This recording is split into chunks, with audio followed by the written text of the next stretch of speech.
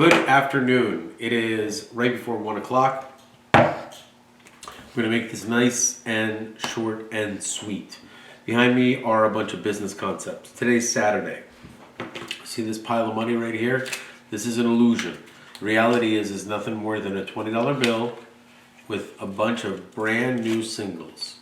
The most important part of these videos will feature this pile of money. This money is part of something called the book chain. It is not the blockchain. I invented the book chain, and the book chain is both an applied mathematical solution to human beings who do not understand how the blockchain works. It is also the only unbreakable, truly unbreakable form of commerce. Third, I have invented a third element of business, which is called bartering. It is the oldest form of commerce. It was eliminated once currency went into production. First forms of currency were bronze, nickels, whatever it was.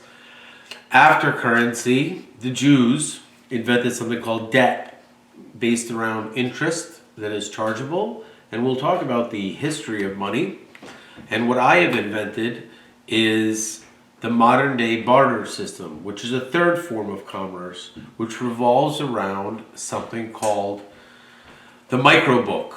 The microbook is the technology that runs the micro bank repository known as the book chain.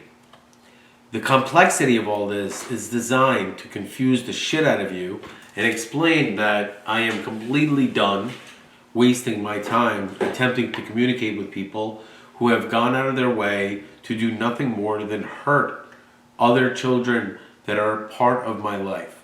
I'm just not going to be a part of it. I refuse.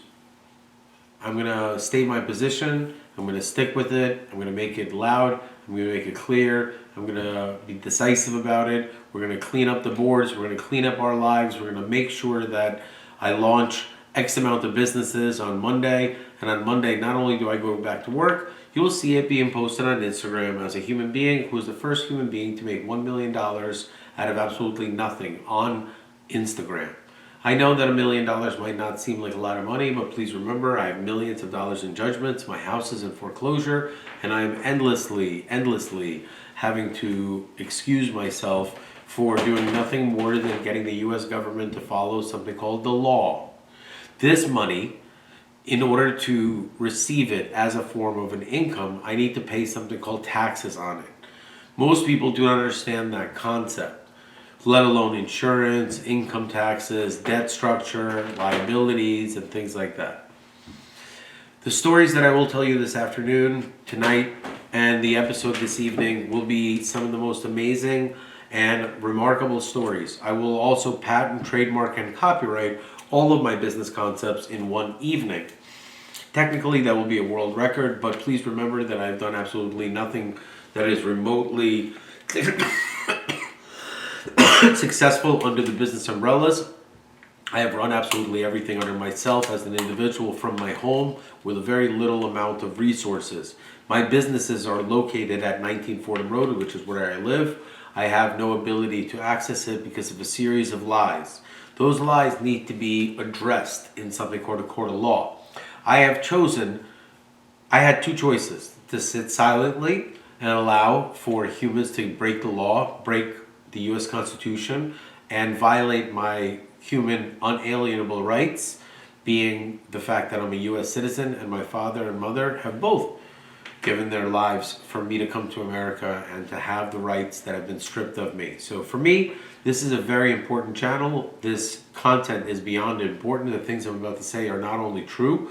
One of the main reasons why I use this is because I put myself out there in order to show that true bravery is not flossing or showing off when you're at a time where you have a lot of money. True bravery is having a voice and finding the strength to go on camera and speak the truth in a calm and direct manner during a time where the world is basically telling you that you're a human piece of garbage, you're not good enough to do anything remotely positive, and you don't deserve anything that you have physically earned with your own brains and hands.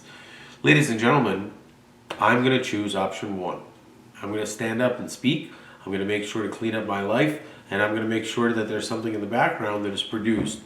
It's not a big deal. It's just one tiny little matter that's going to be publicly disseminated sometime around, I don't know, Monday or Tuesday, most likely. What that will be one final story that will end all the nonsense, because I've attempted everything I humanly can to resolve these matters in the most amicable, mature way possible, because my goal has always been driven behind my children and their perception of what these events were in the future. I want my children to be mentally healthy and stable. I want everyone to understand that the message I deliver here is the same message I tell my children. They have a great mom. There's no reason for me to ever badmouth her publicly. I have never said a single lie. I've always found her to be one of the most beautiful women I've ever met in my life. There's absolutely no shame in that whatsoever. I was in love with her for over 2 decades, and eventually I came to realize that there is an actual meaning to love, and love requires mutual reciprocation. And the psychology behind why she was or was not, I couldn't care less anything about it. I have to go back to work on Monday, which means that there's one tiny matter that needs to be addressed immediately in the background. And in general, what I'm going to do first is clean up my entire life. Number 2, I'm going to resolve every single one of my lawsuits, meaning that I'm going to shit or get off the pot. I will either file dispositive motions and go full force with discovery, subpoenas, depositions, everything humanly possible, or I will get off the pot, which means that it will secede, succumb, fail.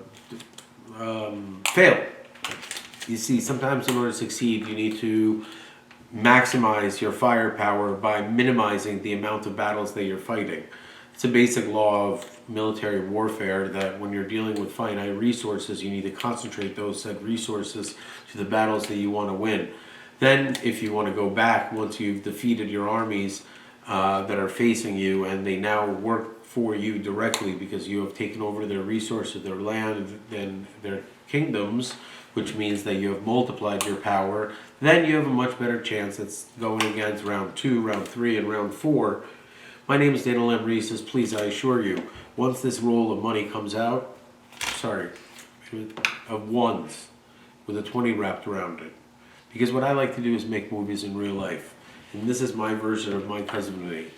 And My Cousin Vinny is an amazing movie if you want to learn a story about the truth, about one man's desire to help another human being that is not only a good man, which is Ralph Macchio. And Ralph Macchio, never forget, is Daniel's son.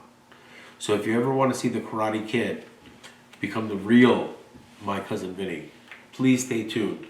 Your jaw will drop after tonight's episode. If it does not, my name is not Dan Reeses, and please hit the unsubscribe button, because you and I both know that the world record for the longest unedited speech in U.S. history, in world history, is on this channel, and only 200 people have watched it. That says to me one of two things.